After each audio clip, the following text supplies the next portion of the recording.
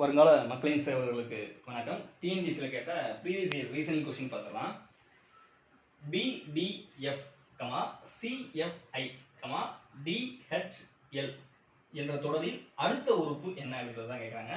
இது எல்லாமே ஒரு சீக்வன்ஸில் இதை வந்து ஃபார்ம் பண்ணியிருப்பாங்க. ஓகேங்களா? இப்போ ஃபார் எக்ஸாம்பிள் இப்போ BDF, CFI அப்படின்னு சொல்லி கொடுத்துருக்காங்க. அடுத்து DHL. இந்த தொடரில் இதை எப்படிலாம் ஃபார்ம் பண்ணியிருக்காங்க அப்படின்னா அடுத்தது தான் கேட்குறாங்க. அடுத்த தொடர் தான் என்ன வரும் அப்படின்னு கேட்குறாங்க. இதை நீங்கள் பார்த்தோன்னே உங்களால் சொல்ல முடியும். B அப்படிங்கிறது 2வது லெட்ரு, C அப்படிங்கிறது 3வது லெட்ரு, D அப்படிங்கிறது 4வது லெட்ரு. அப்போ BCD அப்படின்னு சொல்லி கொடுத்துருக்காங்க.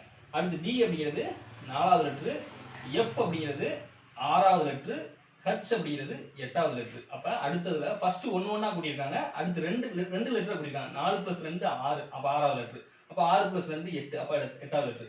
அடுத்து பாருங்க, F அப்படிங்கிறது 6வது லெட்ரு, I அப்படிங்கிறது 9வது லெட்ரு, L அப்படிங்கிறது 12வது லெட்ரு. அப்போ ஃபர்ஸ்ட் +1 கூட்டியிருக்காங்க, அடுத்து +2 கூட்டியிருக்காங்க, அடுத்து +3 கூட்டியிருக்காங்க. அப்படியே 1 2 +1 இது, அடுத்து +2, அடுத்து இது +3. ஓகேங்களா? அப்போ ஃபர்ஸ்ட் லெட்டருக்கு +1 கூட்டியிருக்காங்க. 4க்கு அடுத்து 5வது லெட்டர் என்ன வரும்? 4க்கு அடுத்து 5வது லெட்டர் என்ன வரும் அப்படின்னா E வரும். ஓகேங்களா? அடுத்து ரெண்டாவது வந்து 2 கூட்டியிருக்காங்க. H அப்படிங்கிறது 8வது லெட்டரு. 8க்கு அப்புறம் +2 கூட்டணும்னா 10. 10 அப்படிங்கிறது J, 10வது லெட்டரு J. ஓகேங்களா? அடுத்து L அப்படிங்கிறது 12. 12ஓட அந்த வரிசையில் +3 கூட்டிட்டு போறாங்க. இங்க +3 கூட்டினோம்னா 12ஓட 3 கூட்டினோம்னா 15, 15. 15 அப்படிங்கிறது O, 15வது லெட்டரு O. அப்ப ஆன்சர் என்ன அப்படின்னா EJO. Answer EJO. Option C தான் இதுக்கு சரியான ஆன்சர்.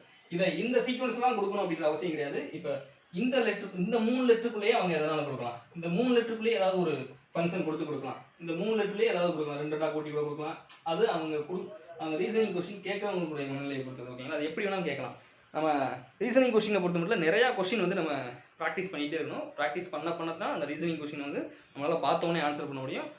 ரீசனிங் கொஸ்டினில் நம்ம எவ்வளோக்கு எவ்வளோ சீக்கிரமாக போடுறோமோ அது வந்து நமக்கு வந்து டெரிவேஷன் பண்ணக்கூடிய அந்த கொஸ்டின்ஸ் வந்து ரொம்ப யூஸ்ஃபுல்லாக இருக்கும்.